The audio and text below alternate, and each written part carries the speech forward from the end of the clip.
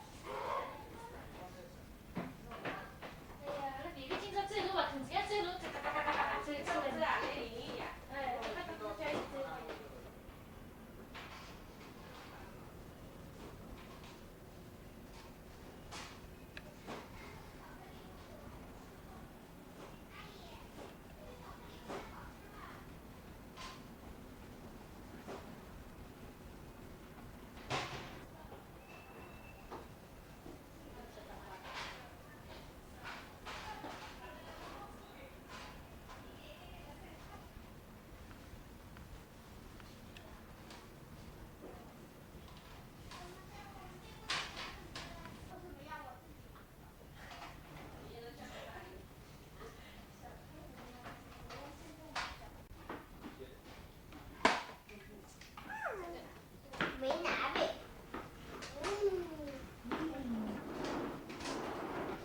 过来了，过来了。吃饭了。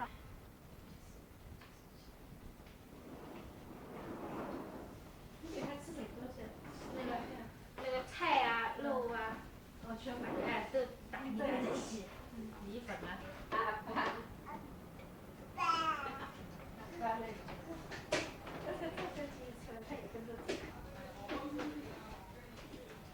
哎，一瞧吃饱胃的吃，吃饱胃的吃，哎，一个，也到3分之来好不晓得来的。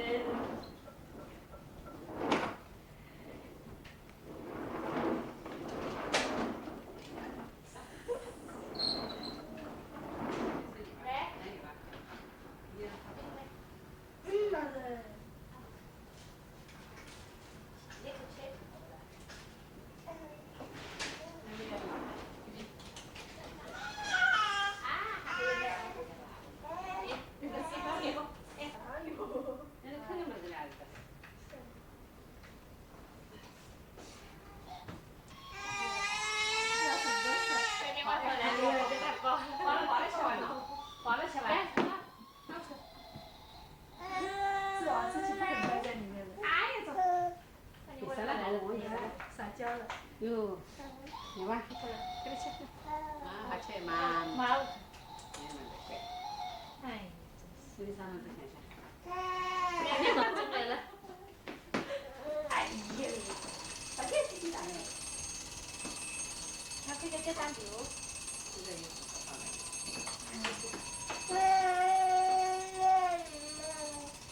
妈妈，那，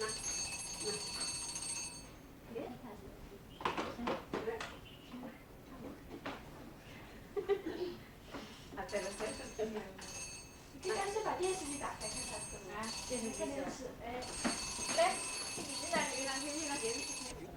啊。那要命啊！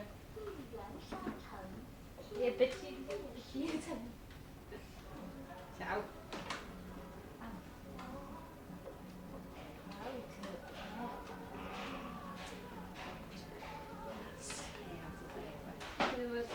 手部呀，手部看不过。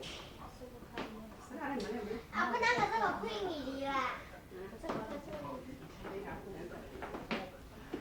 这个来一个啊，来一个吧。看你那个。我问他们。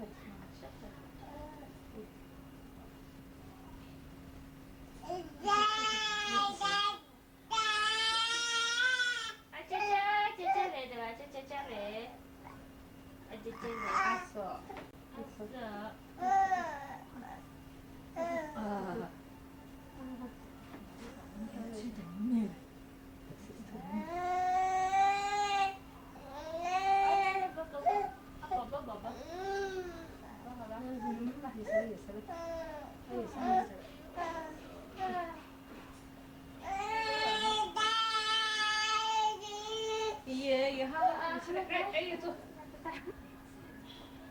不要跟俺那个老啊。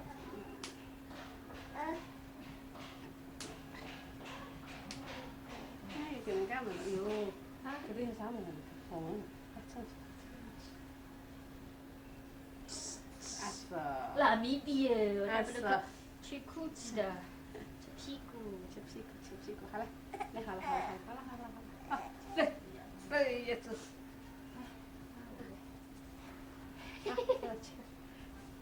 哎，给人家们。哎呀，裤子你干。娃娃。好了，娃娃的给你。哇，你围好了。一小车有没有围好了？阿姨看到小车老大拿个小金毛的。这比较好了。不是手都疼了。不吃手也吃了，后来外婆把你纠正过来了。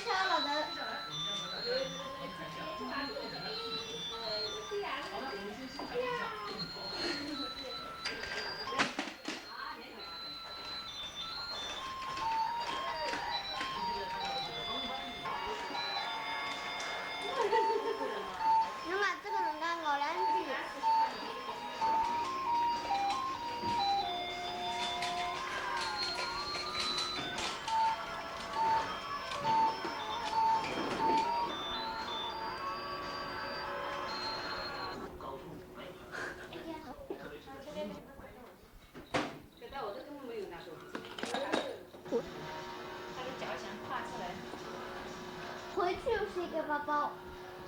回去他没有了。啊，对。我觉得没啷个嘞。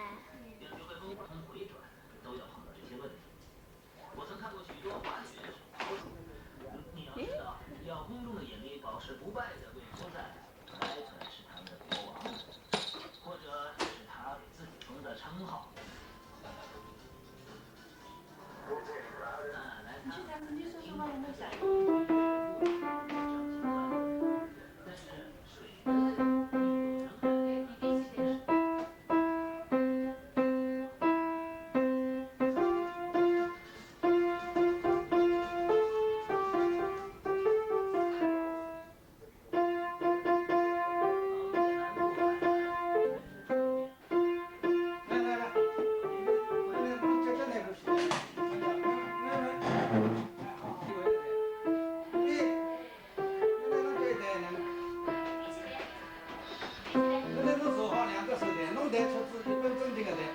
弟弟跟了一道带，哎呀，个姐姐会成样子样，那个弟弟带来侬看到？妈妈都会这带了。弟弟啊，这。那么弟弟说了，侬上头带好啊，侬抱了弟弟带好啊。啊？你来抱了，你来抱了弟弟。哪带？你带。啊？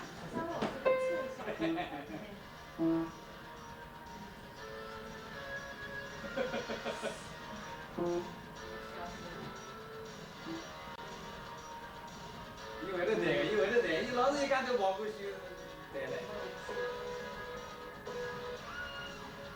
好呀，给你讲了，好。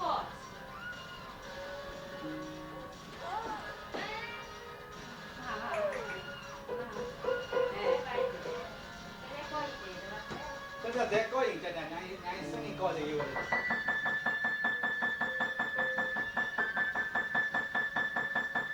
再过来，压过来。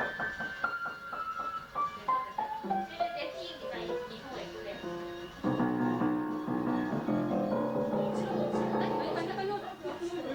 快点过，来拉了来了。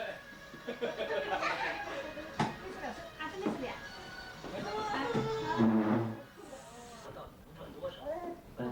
对。俺们你说了，地了还好了。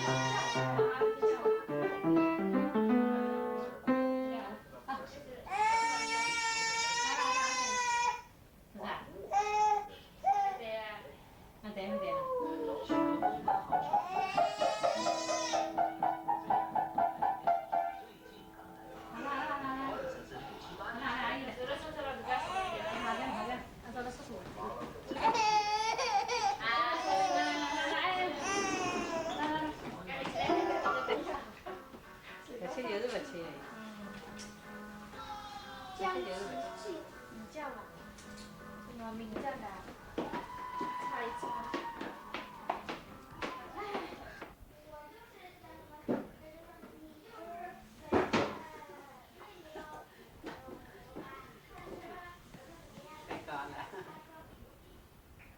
不吃了，他不吃了，不吃了。哦。啊，看。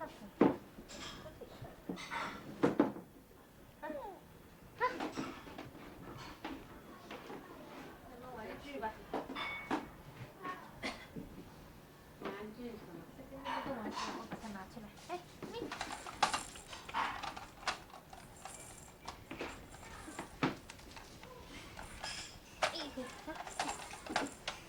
拿出来啊。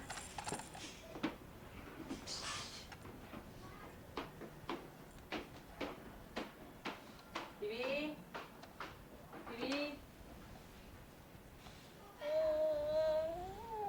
弟。比呢？比比呢？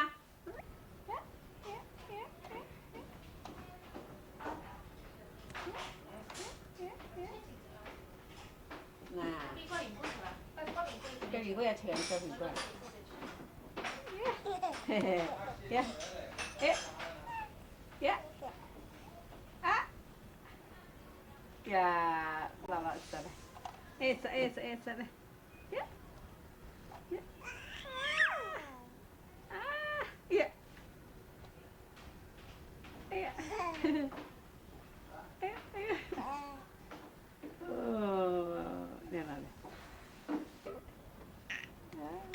嘿嘿嘿嘿嘿。这是啥？这是啥？哎，来不来？哎呀，哎呀，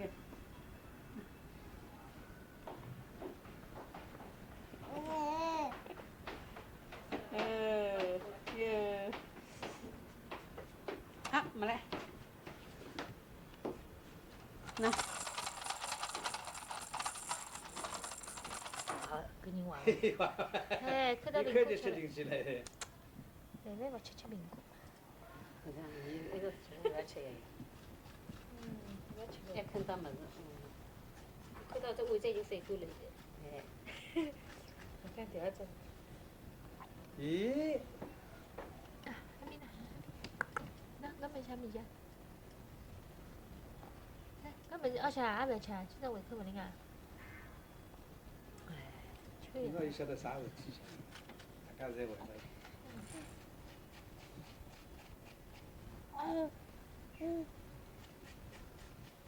你也得听。今天这个多少时间？我看这比较便宜，这上面给我。阿姑不来呀，阿姑来阿姑。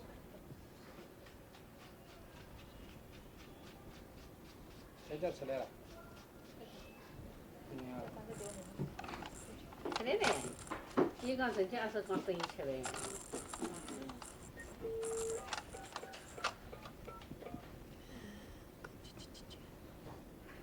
好吃的，吃了味道吃出来了。哎，跟你玩的是。那我看有打我吃。谁的打？刚刚出来。哎呦。弄年还出来了。弄来吃不啦？弄来呀，弄来跟着伊拉做那个这摄像机关那个对吧？那就弄来帮了是啊。啊？小嘞。搞弄完就。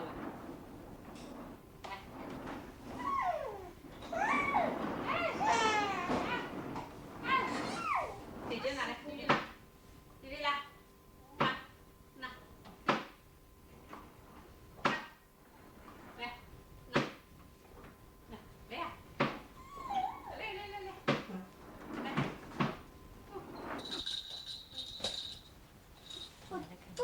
来看看气球，咚咚咚咚咚，你讲讲亲亲。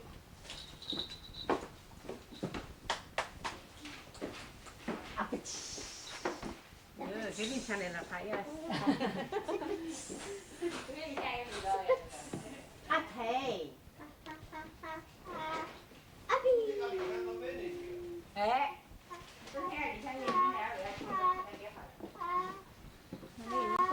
给你抢过来，几点钟？我哪里把钱就在旁边的，对呀，我来这个有的旁边看你的，回去有空了才去。那个你看进去看，你那里还没人。哪人？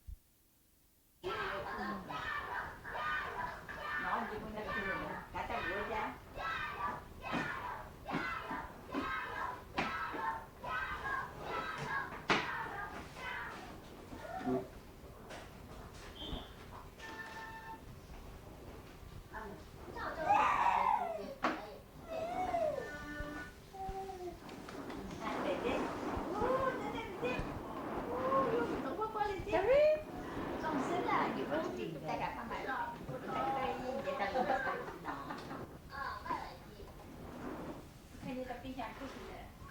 都朝外的看，是吧？别的扒着去。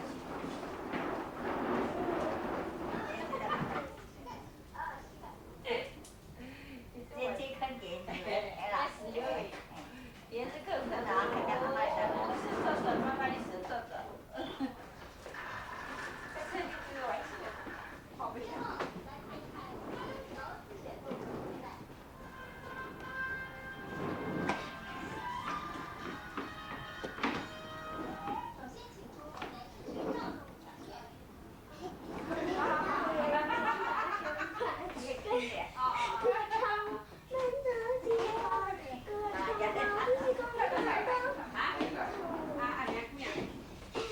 领导人民把手把，嘿嘿，小肚子，小肚子，我们听这这边去的，这边这一边，啊这边比。大家来呀，咕咕咕咕，歌声是我们的快乐。这边这边这边。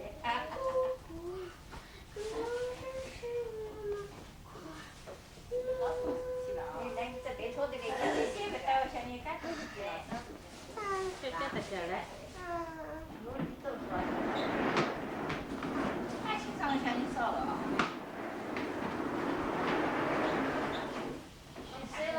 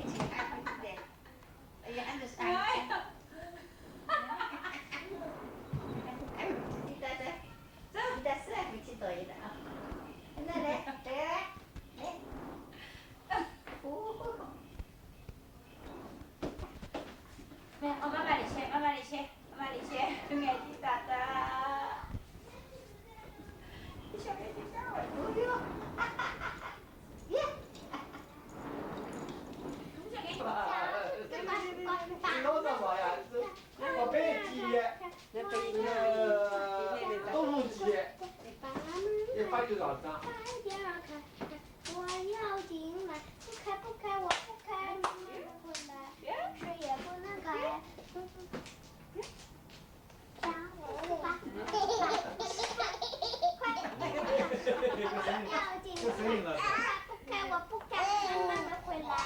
吃也不能开。我正是别人。快点儿开。哎呀，哎呀，小燕子嘎嘎嘎，小燕子嘎嘎，小燕子嘎嘎嘎嘎嘎嘎。我想就是说什么呀？我要这叫啥呀？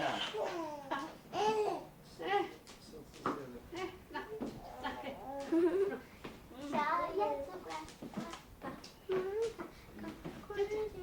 耶。我还要，我应该我看嘛，给我还下。你给我这个，给我这个。喂，那个你，乌云，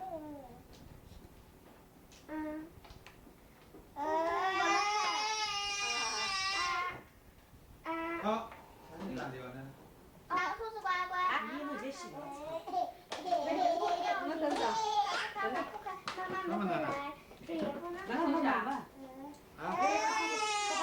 乖爸爸，快点开开，我要。耶。什么啦？出来呀？我今天看到还有啦。那当地我能不去家？啊？三年通宵。有点不通晓。开几呢？不超过这一点，不超不要超过这一点。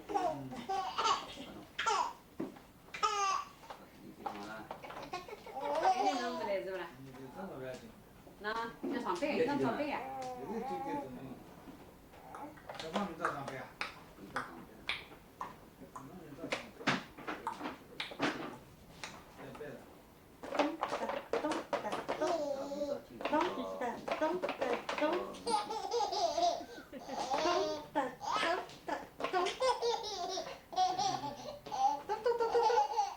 吃饭放一楼那边。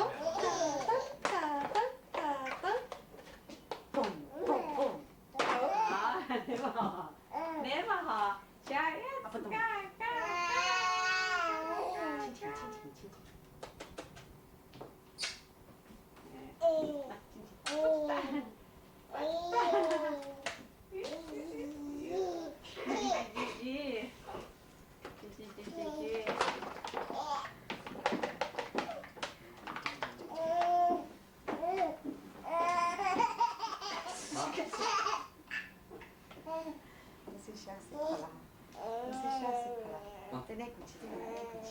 对了。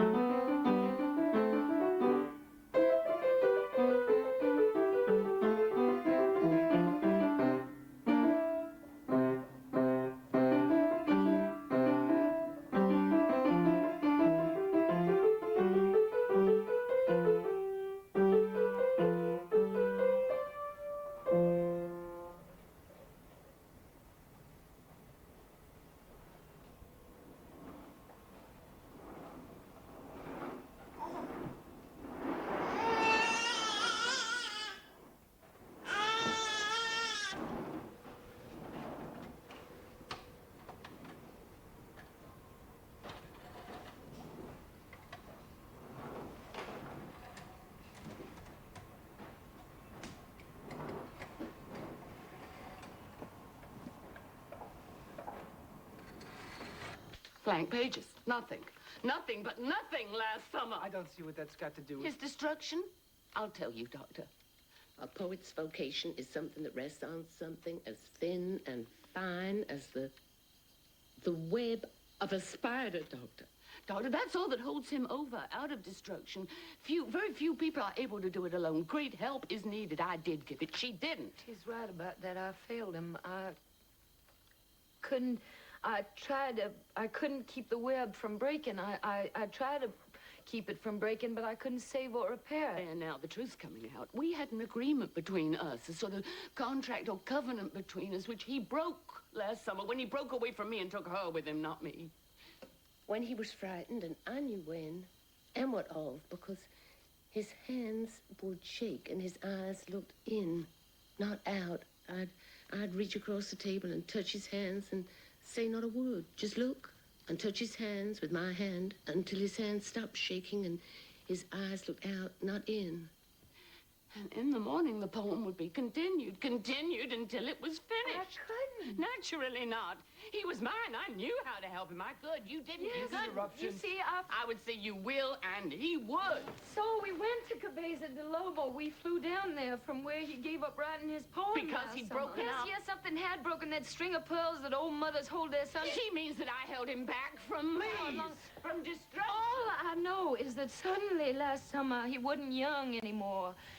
And we went to Cabeza de Lobo, and he suddenly changed from the evenings to the beach. From evenings to the beach. I mean, from the evenings to the afternoons, from the fashion... Fashionable. Is that the word? Yes. Suddenly last summer, Cousin Sebastian changed to the afternoons and the beach. What beach? There's a beach that's known as La Playa San Sebastian. That's where we started spending all afternoon, every day. What kind of beach was it? A big public beach near the harbor. A big public beach. It's little statements like that that give away. After all, I've told you about his fastidiousness. You mustn't interrupt her. Such a statement that Sebastian would go every afternoon to some dirty, free public beach near a harbor. A man that had to go out a mile in a boat to find water fit to swim in. Mrs. Venable, no matter what she says, you're going to have to let her say it without any further interruption, or this interview will be useless. I shan't speak again. I'll keep still. If it kills me. I don't want to go on. Go on with your story. Every afternoon, you and your cousin Sebastian went out to this free public beach. No, the free one was right next to it. There was a fence between the free beach and the one that we went to. And what did you do there? Did anything happen there that disturbed you about it?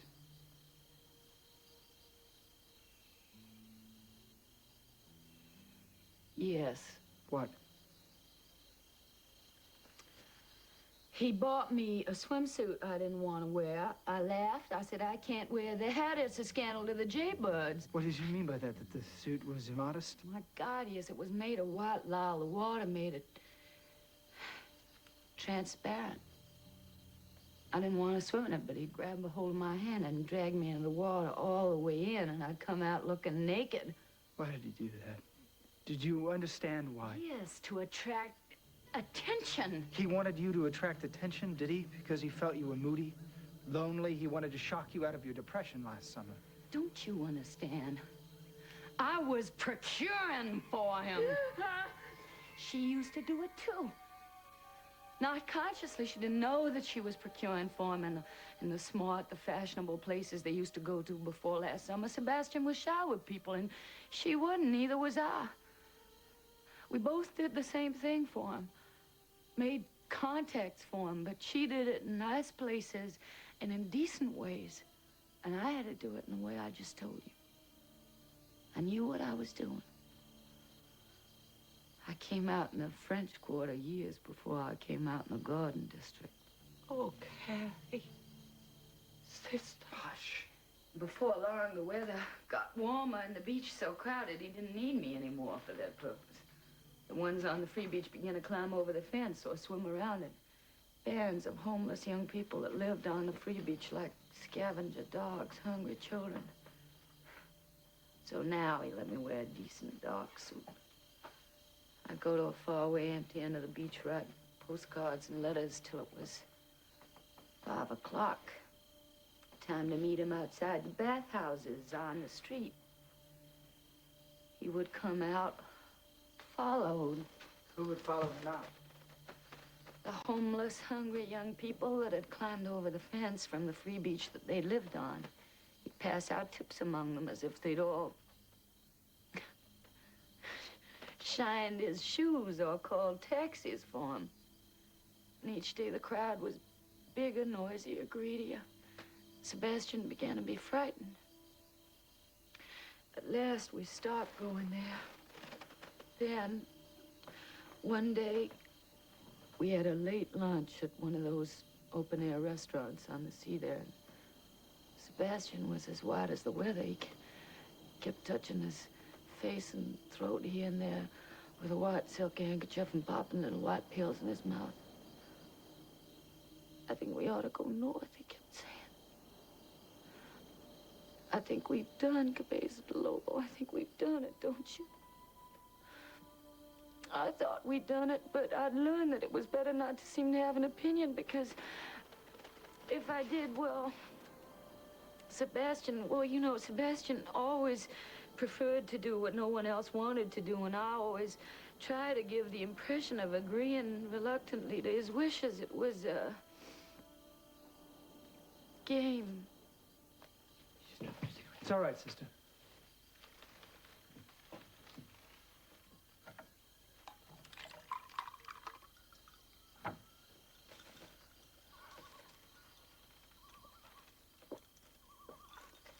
Oh, who was I? Oh, yes, that 5 o'clock lunch at one of those fish places along the harbor, which was fenced off with barbed wire.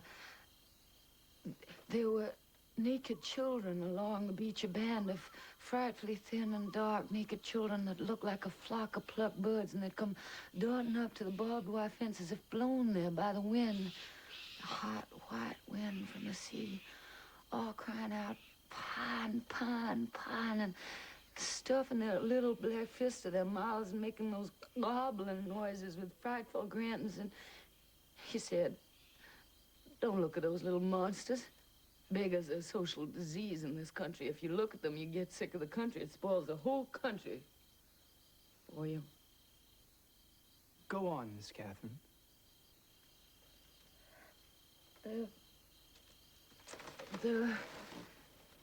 The band of children began to serenade us. You what? Play for us on instruments, make music, if you could call it music. Oh. The instruments were tin cans strung together and other bits of metal which had been flattened out, made into... What?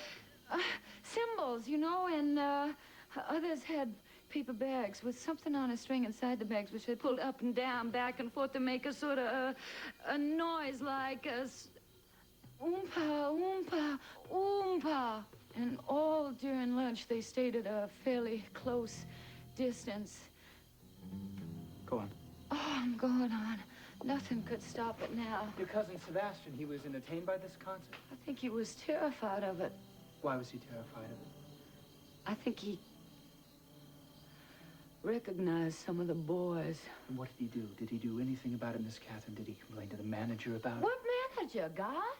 Oh, no, the manager of the fish place on the beach?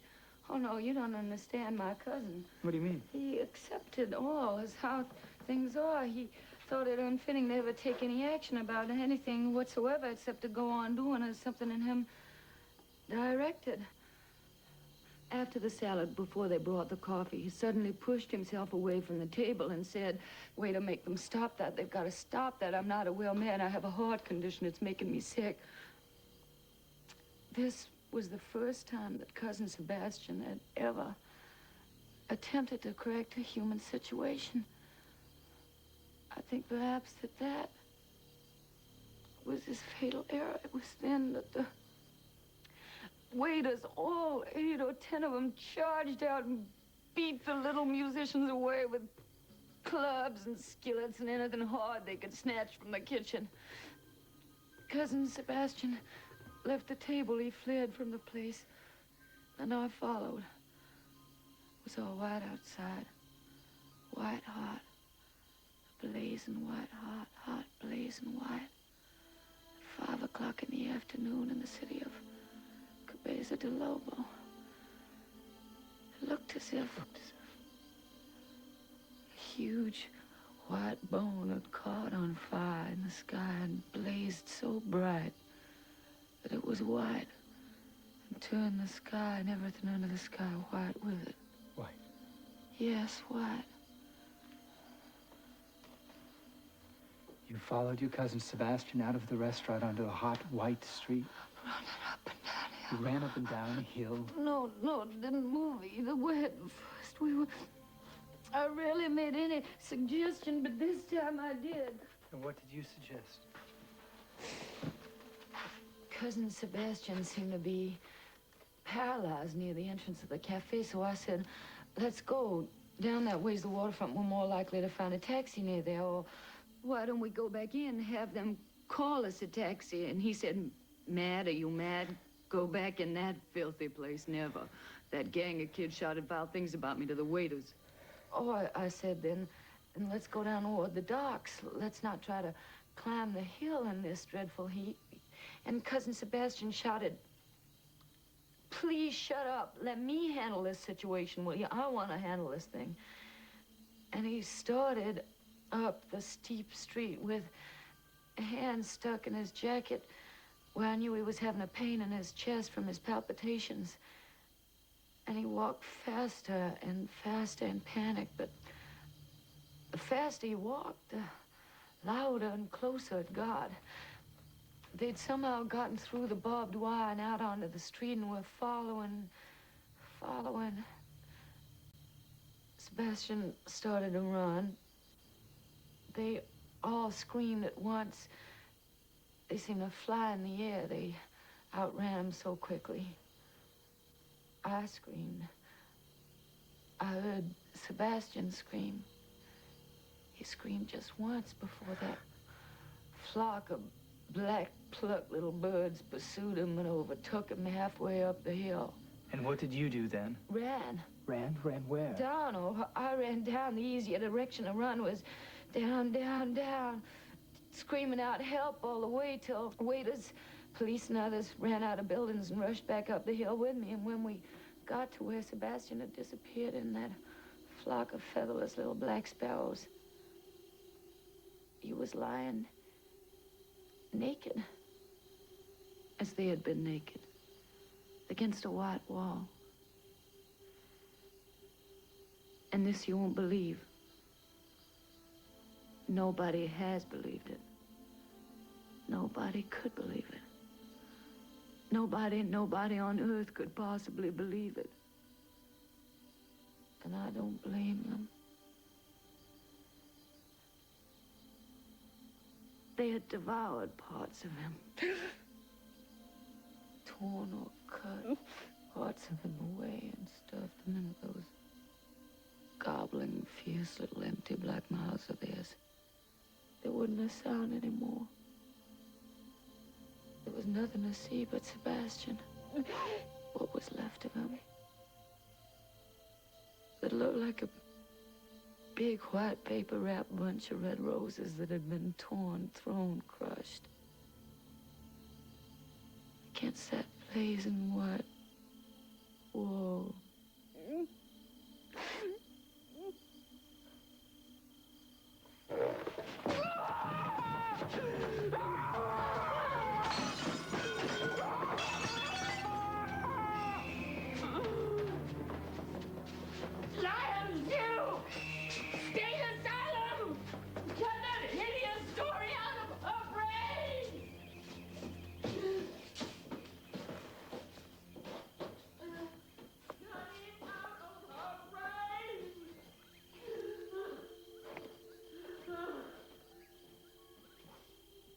Mom, I'll get a job.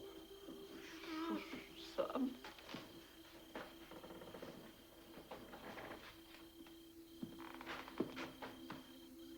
Doctor, can't you say something? I think we ought to at least consider the possibility that the girl's story could be true.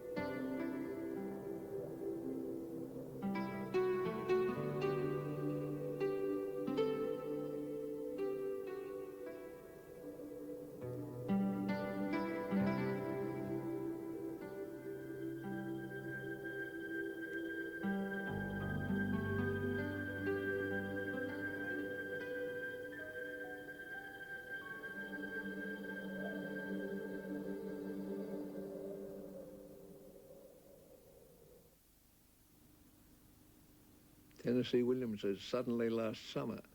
And it is a bit sad to say, but after this he was only going to have one more big success of the kind that he'd become used to, after 2 Pulitzer Prizes for Streetcar Named Desire and Cat on a Hot Tin Roof, and after 3 National Critics Prizes, and each new Tennessee Williams play becoming one of the occasions of the year.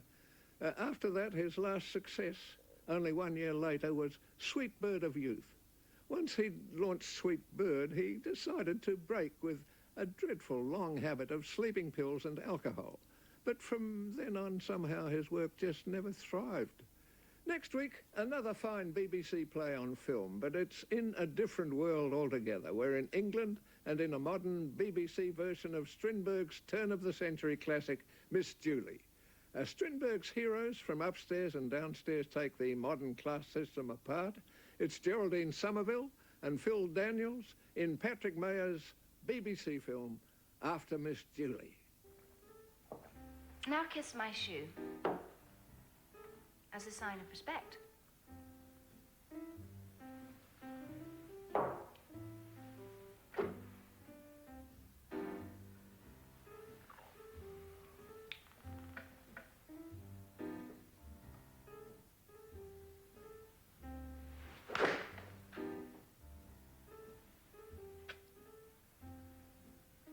Very good. Same channel, same time, next Wednesday night. See you then.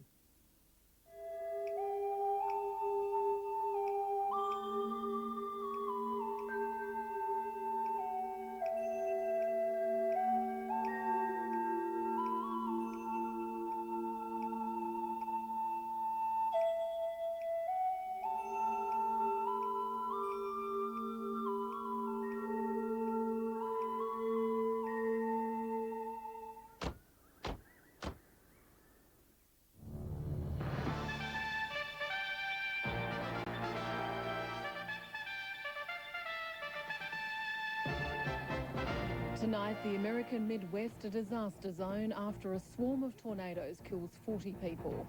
NATO suffers its first casualties with the crash of an Apache helicopter. And violent clashes in the West Bank over demands for a Palestinian state.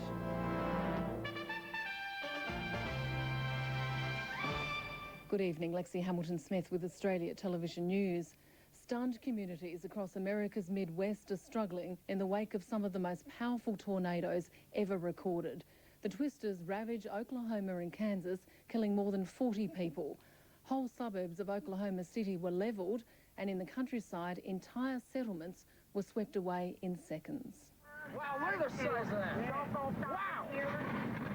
Even for those who dare to chase tornadoes, this was harrowing. Watch on the right side for power lines exploding. Unbelievable!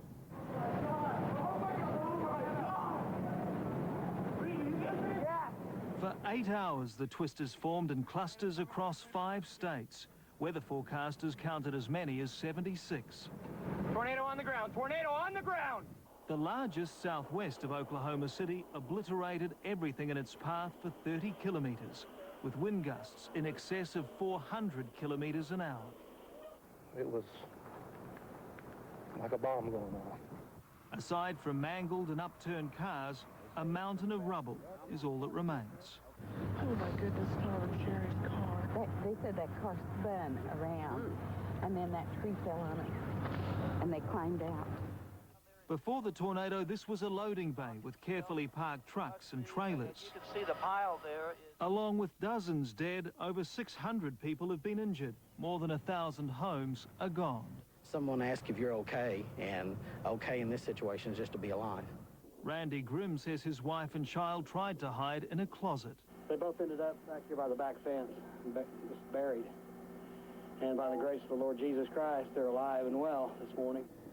In America's Midwest, tornadoes are expected, but not this many at this strength. The people of Oklahoma City in particular have suffered too much devastation in recent years, and they've been hit very, very hard by this. The day after, they searched through wreckage for whatever they could find, with more tornado warnings, high winds and rain. Here's their balls. Officials from Portugal, Indonesia and the United Nations are due to sign an agreement to pave the way for a UN-organised vote on East Timor's future. The officials met in New York to hammer out details of an agreement that will allow the East Timorese to vote on whether they want autonomy while staying a part of Indonesia. If they reject autonomy, Indonesia has pledged to put the former Portuguese colony on the road to independence. But the future remains uncertain for East Timor, with the recent upsurge in violence involving pro- and anti-independence supporters. We'll have a special report on the situation in East Timor later in the bulletin. Australia's Immigration Department is in damage control tonight after allegations it deported a woman back to China where her well-advanced pregnancy was forcibly terminated.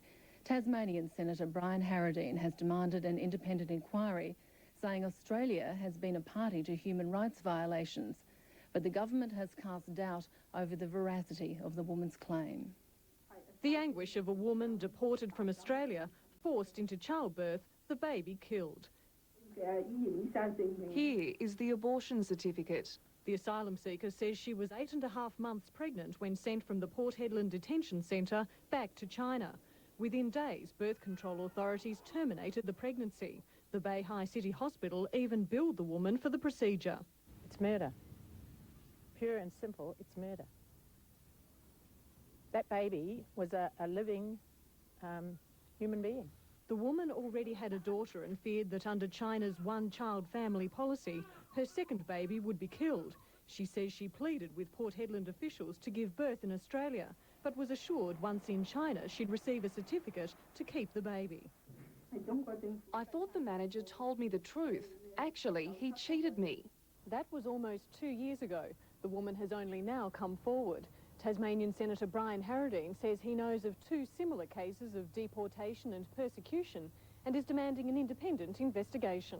Is Australia going to continue to be the conduit for gross violations of human rights? Immigration Minister Philip Ruddock doubts the veracity of the claim, saying the woman didn't appeal to him. It is highly unlikely that a heavily pregnant woman who is unsafe to be put on an aircraft would be removed from Australia. The Immigration Department is examining the allegation.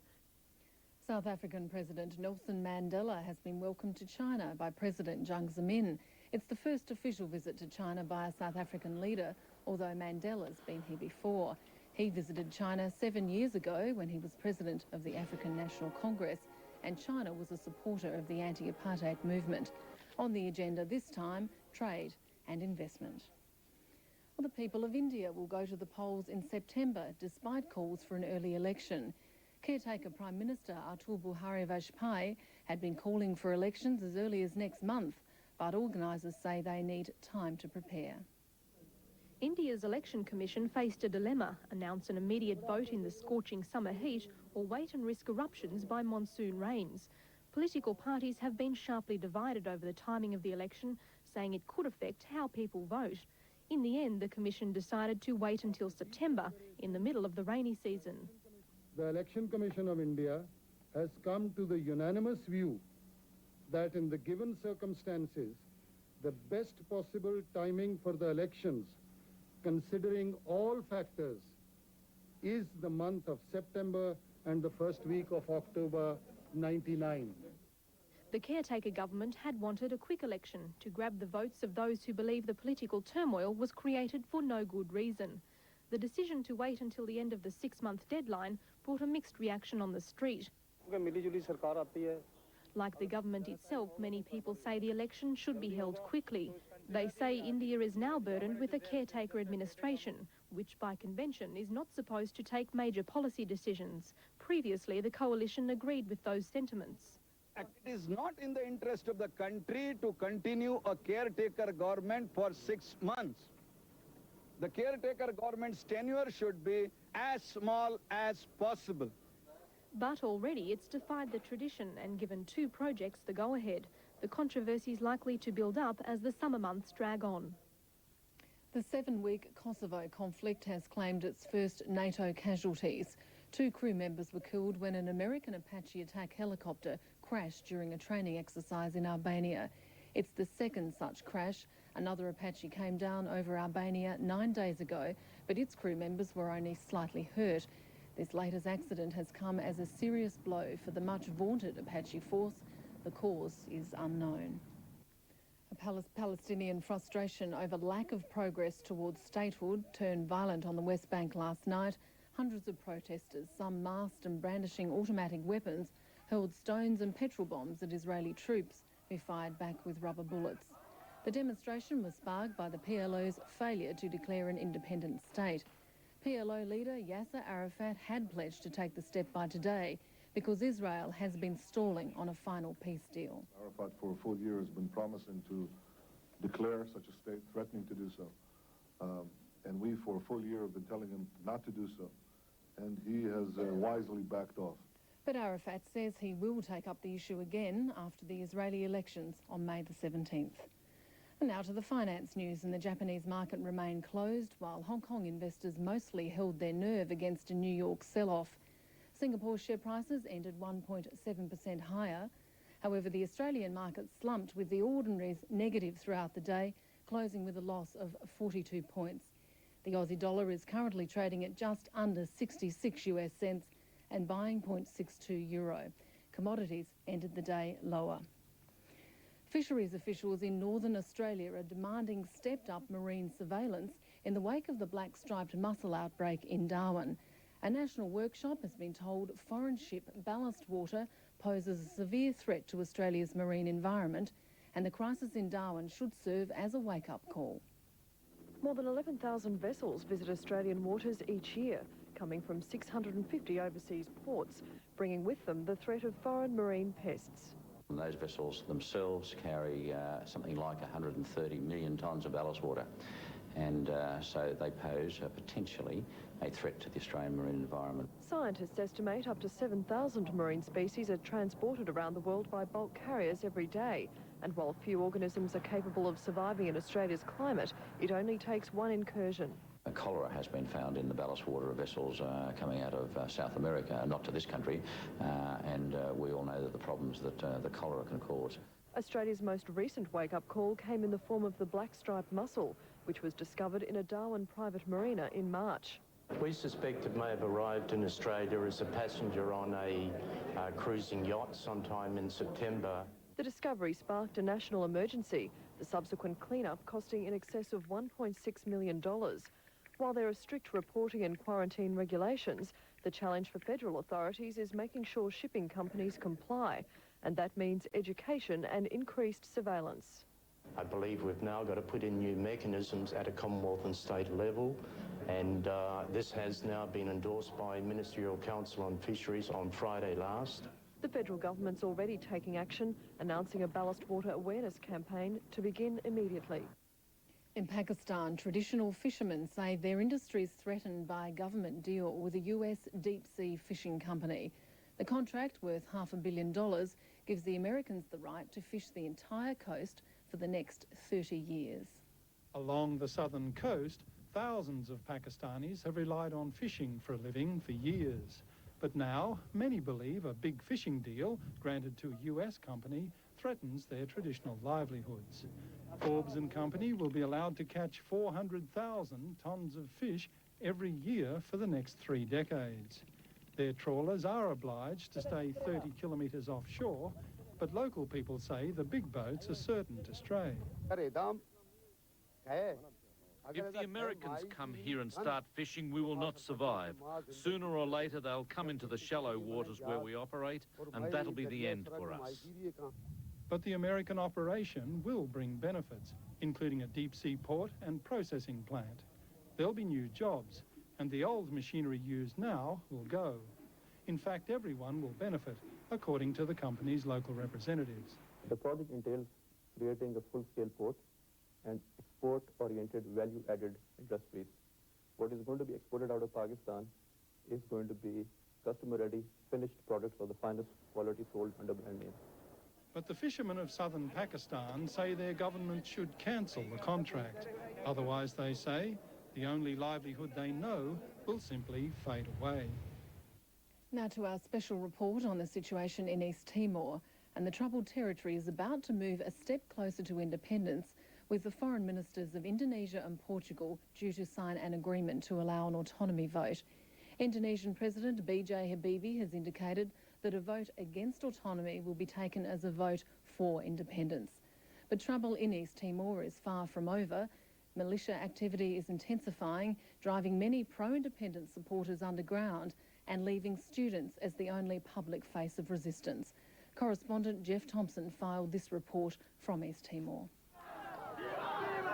Last year, pro-independence student demonstrations like this one in Dili yesterday were a common sight in East Timor, as students relished the new freedoms of Indonesia's post-Suharto Reformasi. While this showing outside the University of East Timor might be small, it is significant. This is the first time students have dared to so publicly voice their political demands since pro-integration militias went on a campaign of destruction through the streets of Dili 2.5 weeks ago. But they are not yet willing to carry this courage outside of the capital. You were scared to go to the villages now because of the militias? Yes, of course. So they travel. This is very big trouble for us. They stop us, so we will not come to the village, of course. It's too dangerous? Very dangerous. And they very hate the students. Yes, they very hate the students. Just as students travelled these winding roads last year, speaking of independence, most of Timor's roads are now under the control of Indonesia's police, military and the pro-integrationists they support. While these guard posts invariably fly the colours of Indonesia's flag and sometimes display the names of militia groups, this police lieutenant colonel maintains they are here just to keep the peace. Begini. Jadi kita jangan keliru. Now, let's clear this up so there is no misunderstanding. Normally, this post would have a sign above it saying Neighbourhood Security Post. But because it's just been built, there is no sign yet. This post is generally used to protect against things that disrupt society. People like criminals, noisy behaviour, thieves and robbers. This is Likasar, where up to 60 refugees from